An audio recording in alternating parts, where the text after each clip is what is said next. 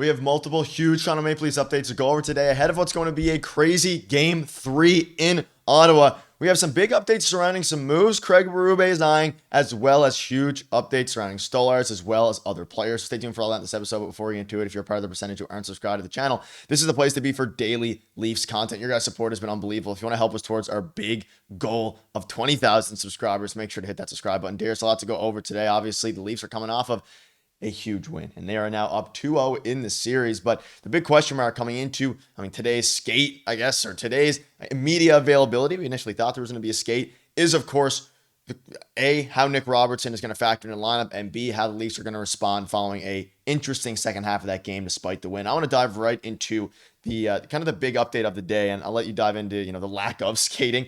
Same lineup for Game 3. Berube was asked. He said, probably, we'll see. Still thinking about things. I haven't made up my mind on that yet. So what are your thoughts on this? Obviously, the main change you've been thinking about would be Nick Robertson in getting replaced for a guy like Pacioretty, maybe getting David Kampf in there, though I think that's less likely.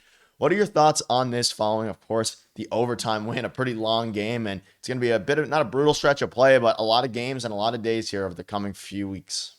Well, I think first of all, they didn't have a good game yesterday overall, right? They just didn't, and Ottawa had a big bounce back game. So I expect the same from the Leafs next game. I expect them to bounce back in Game 3 and have a really solid performance. With that being said, yes, they didn't perform well, but you're up 2-0 in the series. So Berube gives the guys the day off. They don't have to skate. There was no skate today. Everybody showed up for media availability.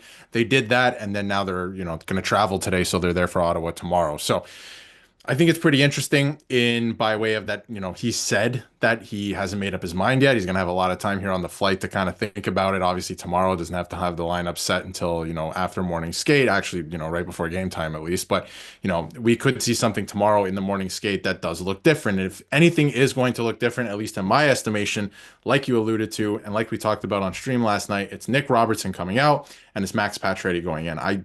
Listen, David Kampf has been good, and I think he's waiting in the weeds right now for an opportunity, and I think that he's a great player that can help the Leafs in the role that he plays. But the team is rolling right now. You're up 2-0. Why would you change anything? The only thing, again, that I would change is maybe Nick Robertson. He took a bad penalty yesterday. He wasn't playing as physical. He was noticeable in a negative light, right? So I think that, you have to consider all of these things. How can you get better throughout the game and throughout the lineup? So that would be the only thing I would consider. The fourth line to me has been rolling. David Kampf up on the third line makes no sense to me right now. So you would replace the winger there, and I think it's Robertson of all people. So it's going to be interesting to see, but I wouldn't be surprised if they go with the exact same lineup. I would not be surprised at all. Yeah, they obviously won. Usually you don't change things when you win, but you mentioned it. The biggest worry I had going into the playoff series, I mentioned in the videos and the streams, was Nick Robertson taking errant penalties, and he did take one, which ultimately cost him and led to a goal pretty quickly. So, at the end of the day, I think Pacioretty is probably the more responsible player, but they'll probably rock with the, I don't know. I could see, he didn't confirm either way, and we're, 24 hours-ish, a bit more than that away from the game, 26, 27 hours. So it's going to be interesting to see what, if anything, changes in his mind over the next, 24 to 28 hours. It's going to be very interesting. But let's dive into some of the comments, and also let us know down below, would you want to see Nick Robertson replaced? I know a lot of people were calling for him to be replaced. People were also calling for Max Domi to be replaced before the overtime goal. So he's obviously going to stick in there, and I think he's going to stick in there. He's earned that no matter what. But let's dive into Calle Jarnkrok a little bit. He spoke on the game winner by Max Domi, like I mentioned, and he said it was fun to see, and fun to see him shoot for once too. And this is obviously kind of a joke from Calle Jarnkrok's side, but I think there is some truth in here. Max Domi does need to shoot the puck more. He needs to be more aggressive, whether he's on the second line yesterday, whether he's on the third line, whatever, the overtime, switching him back to the second line, all these different things. If, of course, was moved down to the third line for game 2, and Pontus was moved up to the second line, he needs to shoot the puck more. He has a nice shot. He has, a very good shot, one of the better, shots in that bottom 6. He needs to be aggressive, and we saw yesterday when he is, it leads to good results, and he's kind of gotten away from that, I think, not just in this playoffs, but this year as a whole. Yeah, it's pretty funny, seeing the guys having fun with Max Domi there, because notoriously, he's this playmaker, and ever since he came to Toronto, he's been labeled as the playmaker, and not even since he's come to Toronto, since junior and even before that, right? So I think, it's pretty funny to see the guys, having fun with him in this way, and then finally lets off the shot, and it does go in off the post. Beautiful shot. And he was actually working on that exact shot in that exact spot in practice. We touched on it in the video yesterday before the game that, hey, Max Domi's out there early because, he wasn't playing great last game. He's taking initiative, all this stuff. Look at him, good on him. And he was practicing that exact shot yesterday in the morning skate. So it finally came to him in overtime and he made good use of it. And the Leafs are kind of doing a lot of that too, where, they're making use of their opportunities, especially in this series, making use of their opportunities and kind of hanging around. They've done that all year. Maybe they're not as, exciting as they were in the past, but I'll take these 2-1 games or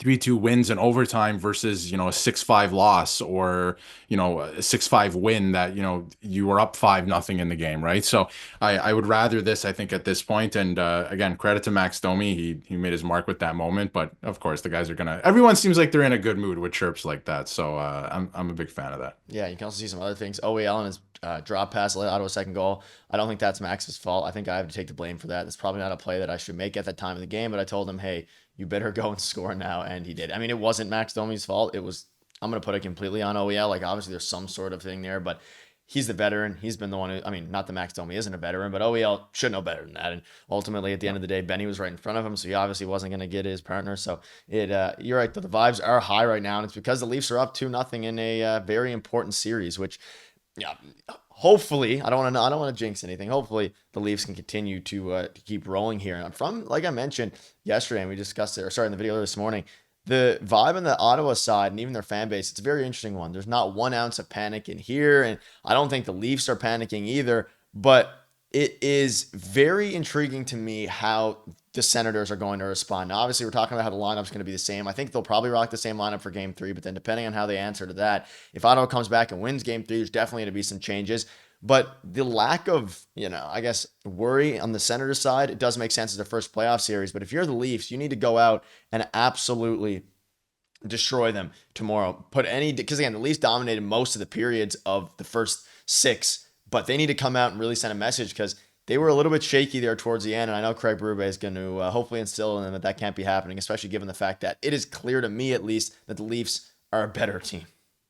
Yeah, I think at this point, they're a better team. They had a bad second game. They got lucky, and sometimes you got to be lucky to be good and good to be lucky, right? So they got lucky in that one to escape with the win. But again, like I just said, they're making the most of their opportunities that are given to them, whether it's on the power play or even that, soft play by Drake Batherson in overtime. So, make use of your opportunities. But, Craig Berube, I think expects a lot. And the one thing I wanted to talk about too in this, based off everything we've seen so far in this series, is how much composure there is on the bench. And I think it has a lot to do with Craig Berube in this series and he spoke about, I was listening to the media availability from last night after the game, and he spoke about that, how at times you could see on the bench, the Senators bench throughout the series so far, they're getting flustered. And obviously, they have an inexperienced coach at the, in the playoffs at least, and obviously an inexperienced team at the playoff level as well. And when you look at the Leafs bench, everyone's kind of calm and composed and they kind of stuck with it and they got that win. So I think that's going to be a big thing in this series as the series goes on too. It depends what happens in game 3, of course, but if the Leafs take a stranglehold here, I mean, maybe the Senators squeak out a win, but I see the Leafs closing out this series just because of how calm, cool, and collected they look in this, whole thing so far, even though they did get outplayed yesterday. But again, I think Berube expects a lot. I think the Leafs are going to have a bounce back performance, something similar to what we saw in game 1 in game 3, which is dangerous for the Senators. But I also expect the Senators to be good too, because they've settled back into the series now. And unfortunately, you gave them a little bit to work off of yesterday with those 2 goals. So we'll see what happens in game 3. The crowd's going to be, definitely into it. Should be maybe 50-50. It should be a lot of fun. But yeah, I think that's a big thing in this series as well. Yeah, it's going to be very interesting. And a couple other things before we do wrap up. You can see this here. I had it up on the screen a little bit. Pretty amazing. Max Domi practice the exact overtime game winner during the morning skate. Incredible. And of course, Anthony Stolarz. I mean, this is an unbelievable stretch for him. 10-0 in his last 10, 1.48 GAA. That's what you need to win in the playoffs. And ultimately, he is doing it. He's up there with some of the best goalies in the league. And assuming, if I don't want to, count my chickens, but I don't even know if that's a saying. But regardless, before I don't want, to get ahead of myself here, they need this goaltending at the next level. And whether they play Vasilevsky or Bobrovsky, you're going to be up against an elite goalie in the next series. So for them to come out and to do this specifically with Anthony Stolarz, you absolutely love to see it. And again, it's the first 2-0 series lead since 2002. So let's enjoy it. And hopefully the atmosphere in Ottawa is going to be similar to Toronto and we can all coast to a game 3 win. But that'll wrap it up. Let us know down below what your thoughts are. Thank you guys for watching. See you later.